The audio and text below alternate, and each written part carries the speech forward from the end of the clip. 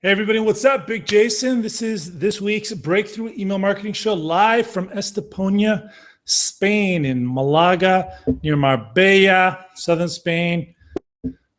This is where my wife, who is a Spaniard, her descendants pretty close to here in Jaén, I believe it's pronounced Jaen.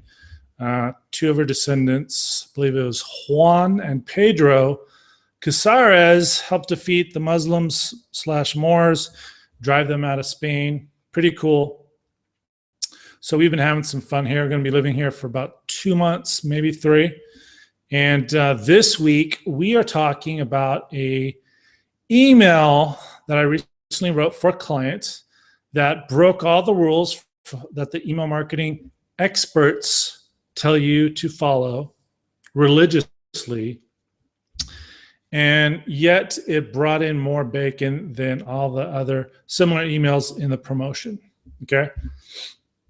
So a client, and the thing was, this was a niche I'd never written for before. So I've been getting a lot of those recently. It's very challenging, but very fun. It's exciting. All right. So it was in the self-defense niche. Client in the self-defense niche hired me to write an affiliate series of emails. Hey, Aaron Fiend, good to see you again. You going to be here for the email monthly coaching after this? Very dedicated, like to see it. All right, so the self-defense client hired me to write an affiliate promo series for their product, so a partner could promote it. So I was writing emails for the partner to promote my client's product. Okay. So the client's partner who was promoting my client's product was in the gun niche. So what I did was, this is a bonus, is I went and researched, because it wasn't the first promo for self-defense for this partner of my client. So I went and looked at the previous campaigns, and I saw one of the biggest, if not the biggest objection was, hey, I'm a badass. I'm always going to have my gun. I'm never going to be in a situation where I either don't have my gun or can't get to my gun. All right. And I looked at previous promo emails, and it was very logical. All right. So what am I going to do? I'm going to use emotion, because as we all know, people buy on emotion and justify with logic. All right. That's right. Bring on the bacon. Oink, oink, oink. Just had bacon twice today. Thank you very much. All right. So did my research, found the number one objection. I could logically say, hey, look, some states, some places, it's not legal to carry. You might be traveling there. Based on the situation, you may not be able to get to your gun. But again, I already know the biggest objection to this unarmed self-defense is that I don't need it, because I'm not going to be in that situation. Not going to happen to me. So what I did was tell emotional stories. So that's just a little bonus right there. You should consider that as well, especially if you're writing email copy for people and affiliate series. All right. So how did I do it? So I wrote several stories, and I wrote several emails in their logical tone just to show them. And this one email, and when I said similar emails in this whole series, what I mean was, it was a series of probably about 70 emails, and up to a certain point, it was like, expires soon, shortly, limited time. Wasn't part of the last emails that were like, it's ending today, it's ending tomorrow. So it was part of all the emails that was like, expiring soon, expiring shortly. A little urgency, but not like the last days. Obviously, the last day is going to make more because you're going to get all the lazy people that have been putting it off, and now the foot's been put to the fire. All right. So, how did I break the rules? I start off the email with a very emotional image, a quote unquote grabber image, as Gary Halbert used to call them. And of course, the experts want you to believe that images are not personal, you shouldn't use them, they'll hurt deliverability. All of that is total BS. You could have been using images in the 90s like I was. All right. And especially grabber images, if it's a very emotional image, it's going to help get attention. It's going to increase open rates. And this is based on split tests, not just I wonder. All right. And again, very emotional, attention grabbing image with a purpose, not a header, not for branding. So what did I do? So I'll give you my thought process. So I was like, they're never going to be in a situation.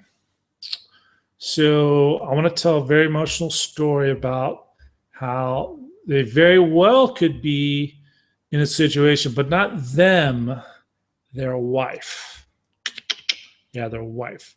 That's going to be much more emotional than them, because they can't, logically, they can't be with their wives 24/7. I don't have to say that.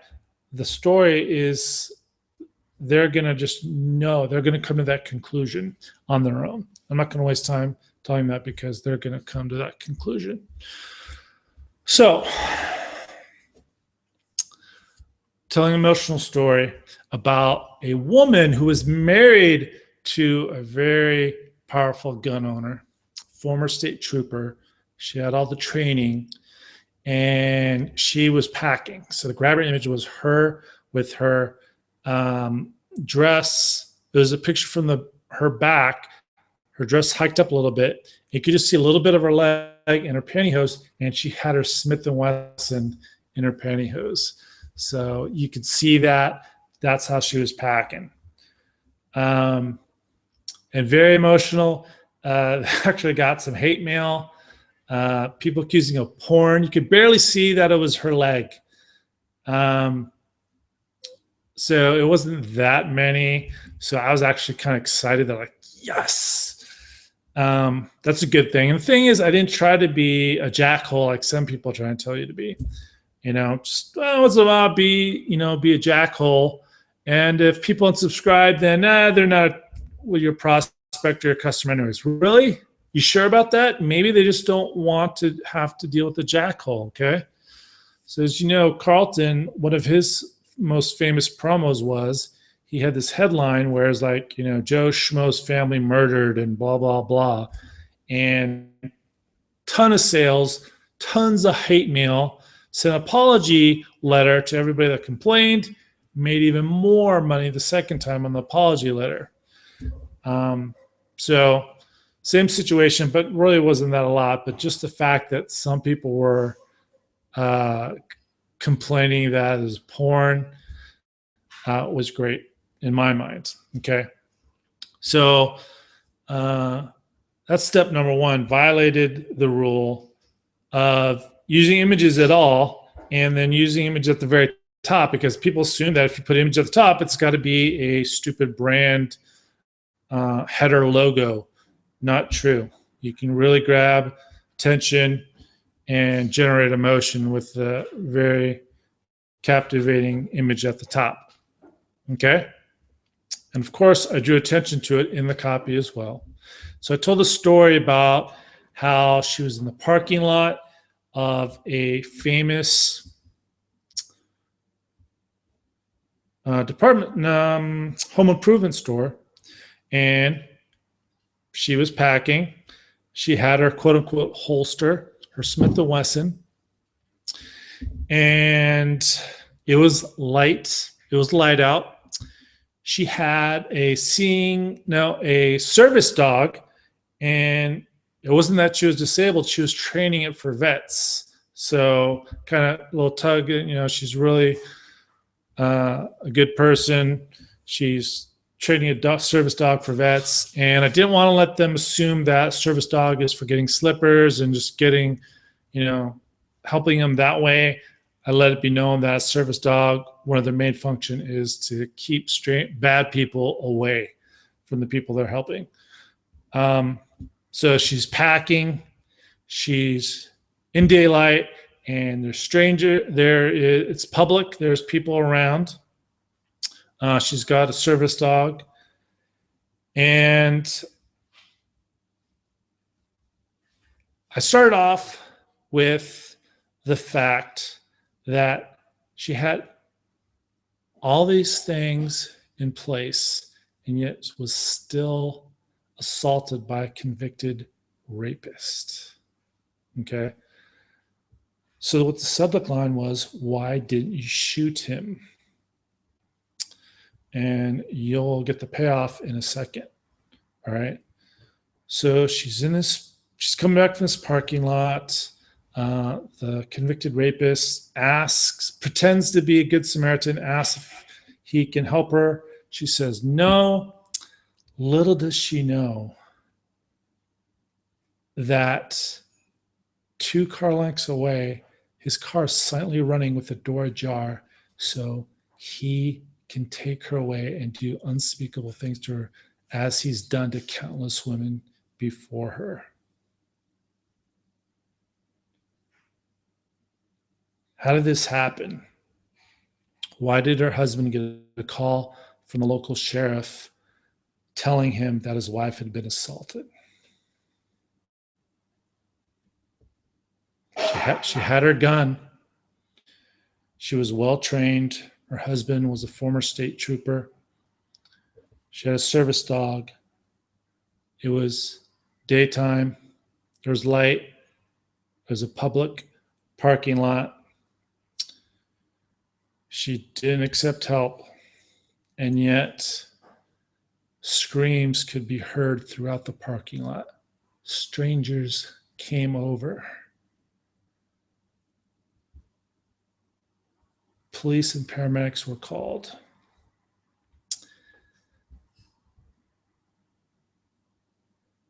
As the police were talking to her, and they discovered that she had this gun, she had her permit, she turned to the policeman, who said, "Why didn't you shoot him?" And she turned to him and said, "I didn't have time to react.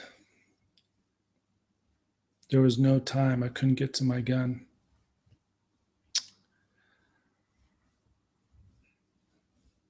Besides, look at him with the paramedics. I didn't need to use my gun. And that's when I flipped the script, and it was revealed that it was actually the convicted rapist who was on the ground screaming in pain, because she had immediately, as he grabbed her from behind, pulled her back to do unspeakable things, she had immediately knocked him to the ground and dislocated his knee. So he was being taken care of by the paramedics. 2 days prior, she had received the same training that was now being offered at a discount to my client's partners list. And Shazam. Click here to make sure it's violent criminals that go to the hospital and not your family. Boom. Most amount of money other than the last day emails. And here's the thing. 3 links per email, total and utter BS. 1 link. Okay. 1 story, 1 focus, slippery slope, let them down to a 1 powerful call to action. No arrows. You don't need little pointy arrows on your links. You can have them, but I've not seen one person use it because they did a split test and they found that it increases click-throughs. It's all utter BS. All right. And here's another thing, that powerful image, I did not link to the offer from that image at the top. My client's partner, they were like, I don't know, why are you putting the image so high? And I noticed you didn't put a link. If you want to increase click-throughs, great, but you don't have a link. And I said, click-throughs are nice. That's one of the things that images can do, but they can also help tell a story, emotion, proof, credibility, rapport, storytelling, a lot of different things.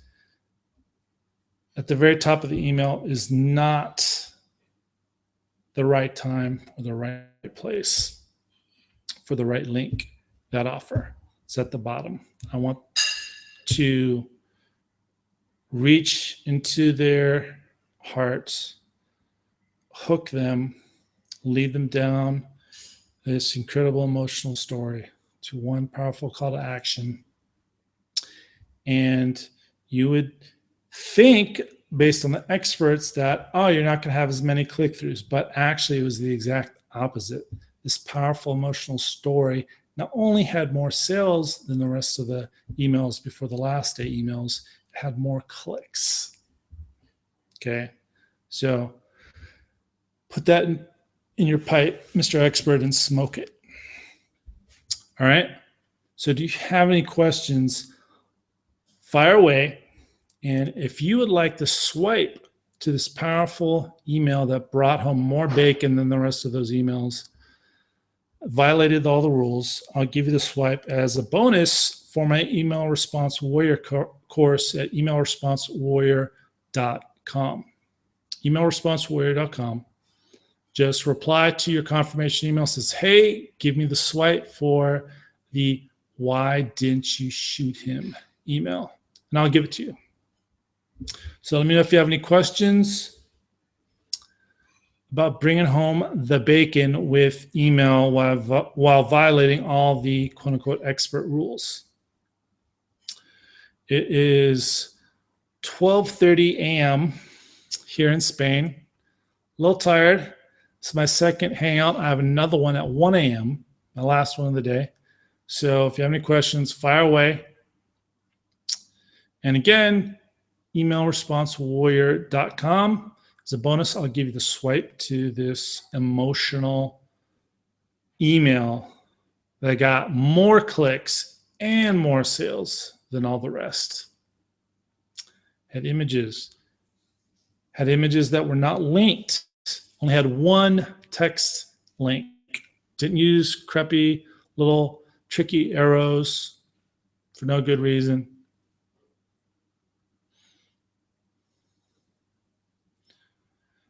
All right, cool. No questions.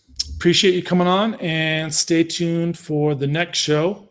We're pretty stable now. We've been hopping around to Greece, Israel, Italy. We were in Paris last month, but we're going to be in, I believe, Spain, southern Spain for at least 2 months. So we'll see you on the next show. And once again, this is Big Jason, and I'll talk to you soon. Thanks.